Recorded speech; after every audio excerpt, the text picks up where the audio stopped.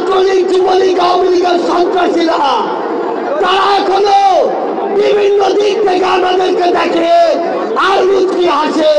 বাংলাদেশের ছাত্র জনতার ঐক্যবদ্ধ লড়াইয়ে খুনি হাসিনা দেশ থেকে পালিয়ে যায়। ওই জুন 5 থেকে আগস্ট 5-এর যে লড়াই, সে লড়াই কি শেষ হয়ে গিয়েছে? আমাদের সংগ্রাম কি শেষ? আমাদের সামনে এখনো খুনিরা, খুনিদের দোসররা এখন উন্মুক্ত ভাবে চলাফেরা করে। যারা আমাদের ভাইদের হত্যা করেছে, ওই ছাত্রলীগ যুবলীগ আওয়ামী লীগের সন্ত্রাসীরা, তারা এখনো বিভিন্ন দিক থেকে আমাদেরকে দেখে আর মুচকি হাসে। এই খুনিদের বিচার হতে হবে কিনা? আমার যারা হতযোদ্ধা রয়েছে, শহীদ পরিবার রয়েছে, তাদের এই খুনের বিচার হতে হবে কিনা? আমরা অবিলম্বে অন্তর্বর্তীকালীন সরকারকে একটি আহ্বান জানাতে চাই। আমরা যদি আমাদের এই শহীদ ভাইদের রক্তের বিচার না করতে পারি, আমরা কখনো নিজেদেরকে মাফ করতে পারবো না।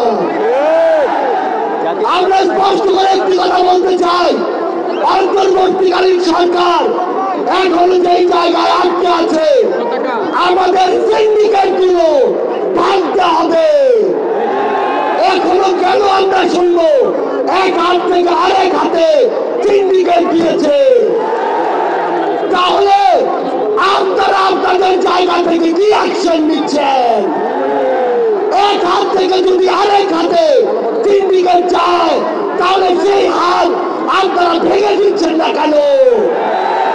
আমরা অন্তর্বর্তীকালীন সরকারকে আরেকটি স্পষ্ট আহ্বান জানাতে চাই। সেটি হচ্ছে, আমাদের এই বাংলাদেশ সকল দেশের সাথে বন্ধুত্বপূর্ণ পররাষ্ট্র নীতিতে যাবে, কিন্তু সেই বন্ধুত্বপূর্ণ পররাষ্ট্রনীতির সুযোগে কেউ যদি মাথায় উঠে বসে, আমরা তাকে মাথা থেকে মাটিতে ফেলে দিতে বিন্দু মাত্র দ্বিধা করবো না। আমরা স্পষ্ট করে একটি কথা বলতে চাই, যেই খুনিরা এই দেশের বাইরে, এই দেশের মানুষের ঘামের হাজার হাজার কোটি টাকা পাচার করেছে, সেই টাকা ফিরিয়ে আনতে হবে।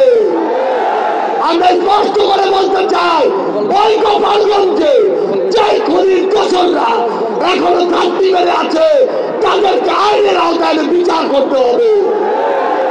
গোপালগঞ্জে এখনো কিভাবে আমাদের এই অভ্যুত্থানের যোদ্ধাদের উপরে হামলা হয়, আমরা প্রশাসনকে, পুলিশকে স্পষ্ট ভাবে বলতে চাই, পুরো বাংলাদেশে আমাদের এই যোদ্ধাদের, ফ্যাসিস্ট বিরোধী আন্দোলনকারীদের নিরাপত্তা যদি না দিতে পারেন, তাহলে ওই চেয়ারে কোন আইন শৃঙ্খলা রক্ষাকারী বাহিনীর বসে থাকার কোন অধিকার নেই।